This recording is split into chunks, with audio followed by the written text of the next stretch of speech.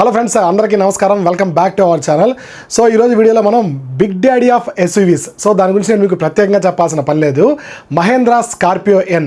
So ఈ car launch అయ్యి చాలా సంవత్సరాలు అయింది, బట్ అప్పటి నుంచి ఇప్పటి వరకు ఒక ప్రాపర్ ఫేస్ లిఫ్ట్ అయితే రాలేదన్నమాట. అదే మోడల్ అయితే కంటిన్యూ చేస్తున్నారు. ఎందుకంటే వీళ్ళకి నెల దాదాపుగా 15,000 కంటే ఎక్కువ సేల్స్ జరుగుతుంది ఈ ఒక్క కారే.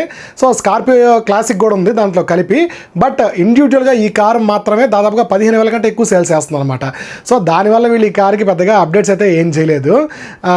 సో ఈ కార్లో ఓవరాల్ ఇష్యూస్ కూడా తక్కువే ఫ్రెండ్స్, అందుకే ఇంతలా సేల్ అవుతుంది అనమాట. సో మీరు టాప్ 10 కార్లో తీసుకుంటే అవన్నీ కూడా మ్యాక్సిమం ఎలా ఉంటాయంటే హ్యాచ్ బ్యాగ్స్, దాని తర్వాత చిన్న సెడాన్స్, కాంపాక్ట్ ఎస్యూవీస్ వరకు ఉంటాయి అనమాట. బట్ బిగ్ డాడీ ఎస్యూవీ మాత్రం ఇదొక్కటే, దీనికి పోటీ సెగ్మెంట్లో ఇంకే కార్ అయితే లేదనమాట. సో దీనికి ఫేస్ లిఫ్ట్ రావడం కొంచెం మంచి విషయాన్ని చెప్పుకోవాలి. బట్ ఇంకో బ్యాడ్ థింగ్ అయితే ఉంది, అదేంటో మనం వీడియోలో క్లియర్గా డిస్కస్ చేద్దాం.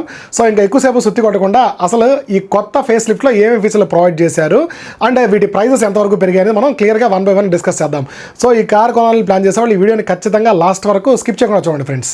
సో ఓకే, నేను కూడా ఒక పీపీటీ అయితే ప్రిపేర్ చేశాను. సో నా సొంతంగా ఈ మధ్య పీపీటీలు ప్రిపేర్ చేస్తాను. చాట్ జీపీటీ వచ్చినప్పటి నుంచి కొంచెం ఈజీ అయిందనమాట.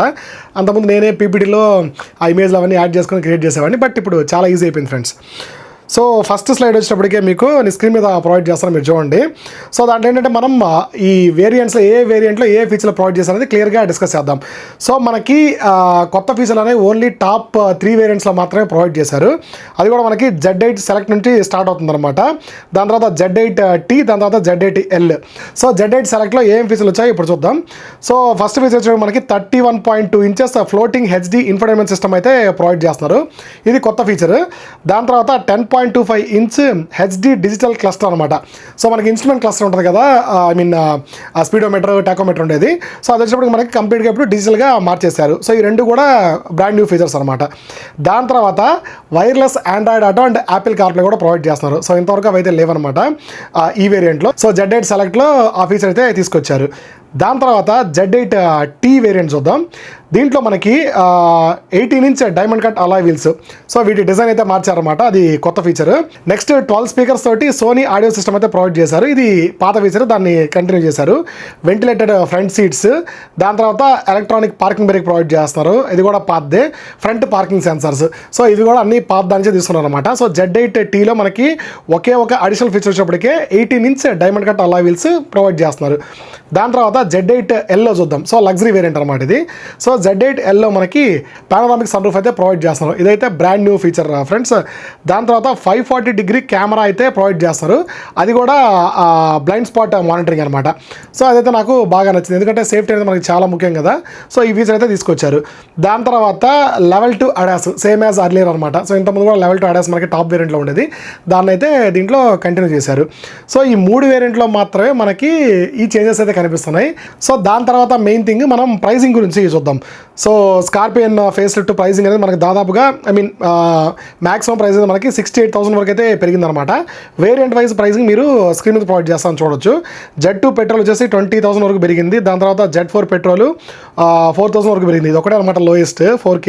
సో అందుకే గ్రీన్లో ప్రొవైడ్ చేశాను. Z8 సెలెక్ట్ వచ్చేప్పటికే మీకు ఇప్పుడే చెప్పాను కదా, అది 55,000 వరకు పెరిగిందనమాట. Z8T వచ్చేసి 52,000. దాని తర్వాత Z8L వేరియంట్ 56,000 వరకు పెరిగింది. ఇవన్నీ కూడా పెట్రోల్ వేరియంట్స్ అనమాట.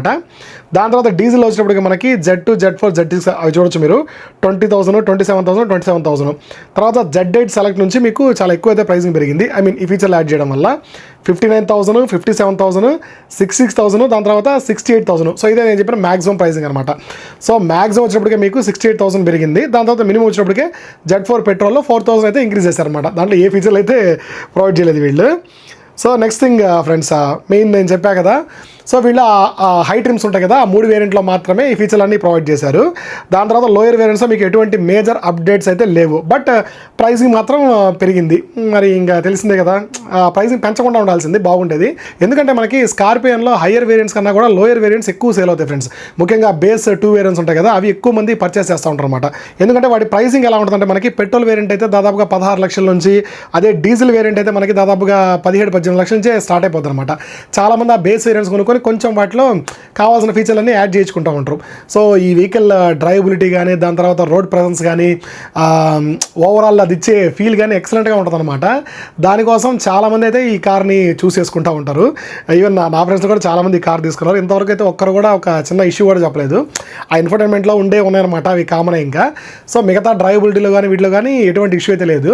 ఇంకోటి, ఈ కార్ కొనే వాళ్ళు గుర్తుపెట్టుకోవాల్సింది, నేను చాలాసార్లు చెప్పాను, సస్పెన్షన్ అనేది పెద్ద డ్రాబ్యాక్ అని చెప్పను, కానీ నేను ఈ కార్కి తగ్గట్టు ఉంటుంది అనమాట. సో ఎవరన్నా మన ఇంట్లో పెద్దవాళ్ళు ఉన్నా కానీ, కొంచెం ఏజ్డ్ పీపుల్ ఉన్నా కానీ వాళ్ళు ఎక్కి దిగడం కొంచెం కష్టంగా ఉంటుంది. సో ఈ కారు కొనేవాళ్ళు అది ఖచ్చితంగా చూసుకోవాలి. మేము ఎక్కువ లాంగ్ ట్రిప్పులు తిరుగుతాం, సో మాకు ఫ్రెండ్స్ గ్యాంగ్ ఉంది, సో బయట తిరగాలి మేము, అలాంటి వాళ్ళు ఈ కార్ని ఖచ్చితంగా కన్సిడర్ చేయొచ్చు.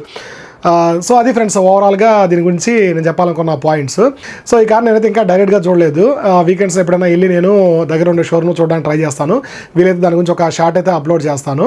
సో ఈ కార్ గురించి మీకు ఇంకేమైనా డౌట్స్ ఉంటే ఖచ్చితంగా కమెంట్ సెక్షన్లో కమెంట్ చేయండి. వ్యాలిడ్ కమెంట్స్ అన్నిటికీ నేను రెస్పాండ్ అవుతాను. అండ్ ఇంకా అలాంటి అనాలిసిస్ బేస్డ్ వీడియోస్ కోసం మన ఛానల్ని తప్పకుండా సబ్స్క్రైబ్ చేసుకోండి.